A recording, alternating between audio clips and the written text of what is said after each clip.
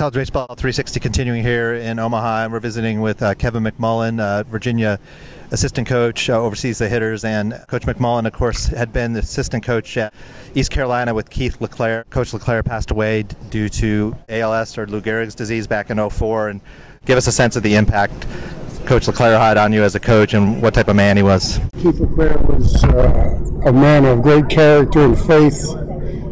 The impact Keith had on me was that he gave me my first opportunity to work in the South when I left St. John's to go to East Carolina. Gave me autonomy in the recruiting piece there and the coaching piece. First guy ever, second guy I worked for that gave me autonomy in my job.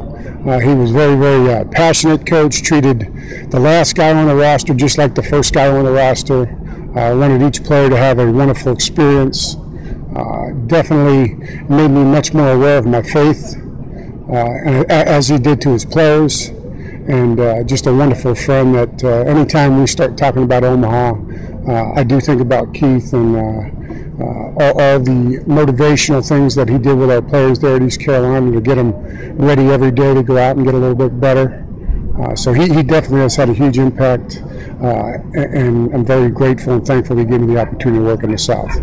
People don't realize, but you guys were pretty close to getting here yourself at East Carolina there, that run, and even when you're a national seed, getting here is the pinnacle of a career. You're in the championship series. Has there been some extra reflection for you, remembering people like Coach LeClair that have been important to you getting here? Anytime I think about him, he was one of the first guys that presented it to our team that this is a program goal. And I think obviously I think about my family, but for the most part, they're here with me. I do think about Keith because his passion, his selling to our community there in Greenville, North Carolina, that we have a program that potentially could get to Omaha. We did lose in the Super Regionals to Tennessee and came up a little bit short, but it was definitely a passion and a goal of his to get here. Unfortunately, obviously, the ALS took over and he was not able to get here in body, but he's definitely been in here in spirit, and thought about him often since our time here. And Coach, you joined Coach O'Connor's staff when Coach O'Connor came over from Notre Dame. You guys have known each other from the Big East. Of course, you were at St. John's. Coach Kuhn has also been here all along. You guys are kind of like maybe a three-headed monster. You obviously get along great, but I'm sure there's times that you check each other and that maybe you're not just a yes man to Coach O'Connor. But just tell us about what you believed in Brian's vision and just why you guys work so well as a staff. I would say the number one thing is the trust amongst one another, and obviously the respect that we have for one another as people, as coaches, the work habits. Like anything, when you have been together for 11 years, you're not going to agree on everything, but I think the focus of getting better, and our ultimate goal is obviously to get better every day and try to get to championship level, and that hasn't changed from the day we got together as a staff to this particular day.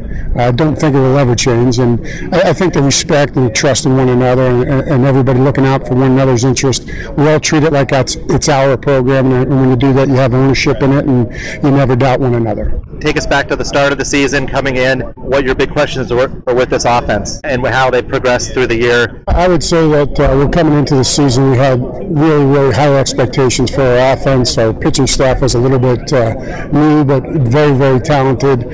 I think that we got pitched different. We had a lot of kids that were high-profile guys coming into their junior year that I'm sure if you asked them, they didn't perform up to their expectations, but they kept working at it. They basically stay with the basic fundamentals, and I think probably in the last month or so, really everyone started to play a little bit better.